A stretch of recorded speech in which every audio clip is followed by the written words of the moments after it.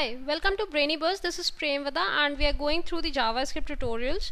So far we have seen the variables and data types and some of the operators like arithmetic operators, comparison operators, logical operators, bitwise operators and assignment operators. So today we are going to see the conditional operators.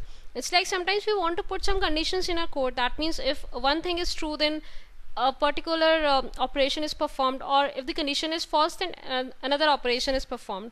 So to write it in a single line, we use the conditional operator, that is the question mark and colon.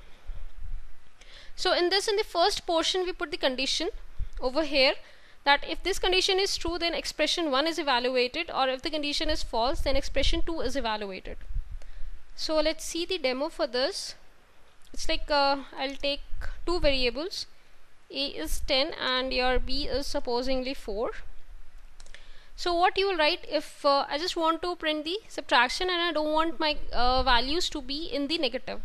So what I'll do, if A is greater than B, then condition I want to write as the document, or I'll just, this time I'll put the alert over here. I just want to display in the message box.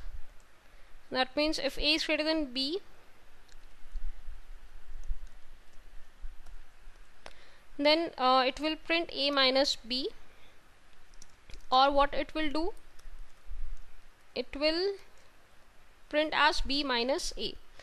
So alert is basically used to display a message box. So if we save it and open the, so now this thing, you have seen that a JavaScript alert has came, the value is 6. That means your A is greater than B, that is true, so your first expression will be evaluated. So if I alter just this value and I put a 10 over here, so that means if A is greater than B, your first condition is this condition is false, so that means your second expression will be evaluated.